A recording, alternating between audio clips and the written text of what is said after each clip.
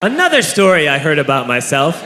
This one happened in high school. We had this teacher in high school whose kid went to our high school. His name was Mr. McNamara, and his son Jake McNamara went to our high school. He was a sophomore when I was a senior, so he was 2 years behind me. And Mr. McNamara was an asshole. And one weekend, he and his wife decided to leave town, which you should never do if you're an asshole.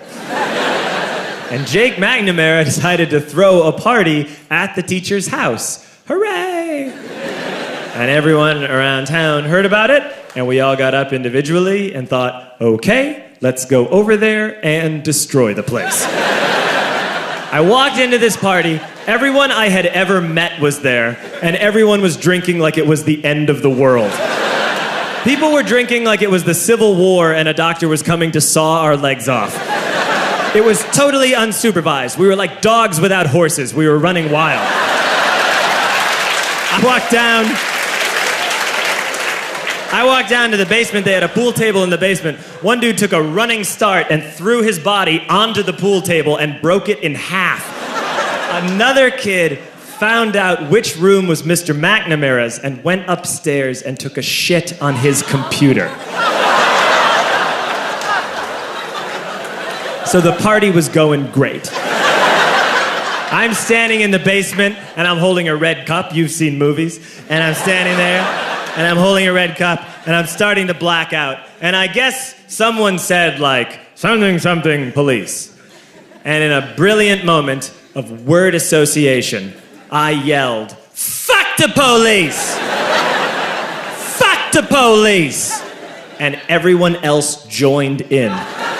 100 drunk white children yelling, fuck the police. With the confidence of guys who have like already been to jail and aren't afraid of it anymore.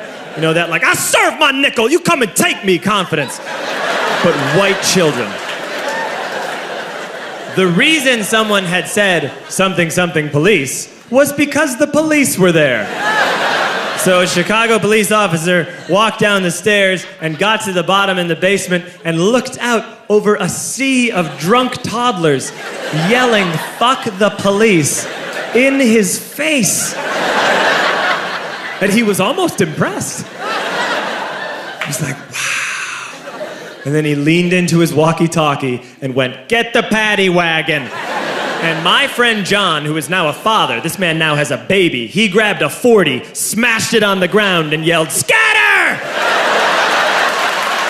And everyone ran in a different direction.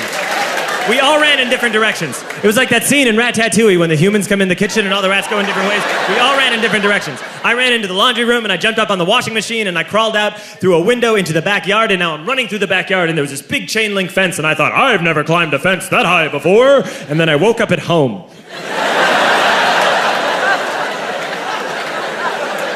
On Monday, I went to school because that's what we did back then. And I'm walking into the school building, and who do I see but Jake McNamara? And he says to me, hey, were you at my party on Saturday? And I said, no. You know, like a liar. And he said things got really out of hand. Someone broke the pool table. Someone took a shit on my dad's computer.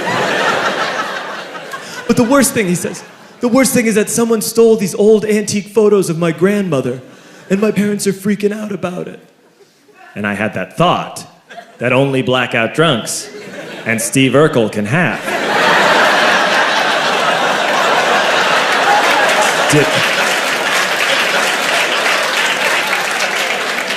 Did I do that? I figured, no, I wouldn't have done that. But I was never sure until 2 years later. Relax. I'm playing video games with this kid named Alex that we also went to high school with. 2 years later, we've graduated by now. We're playing video games for a couple hours. And then Alex says to me, hey, come here, I want to show you something. And he takes me into his bedroom. And then he takes me into a side room off of his bedroom. Never a good thing to have. And he shows me a tiny room that is covered wall to wall in stolen antique photos from different people's parties over the years.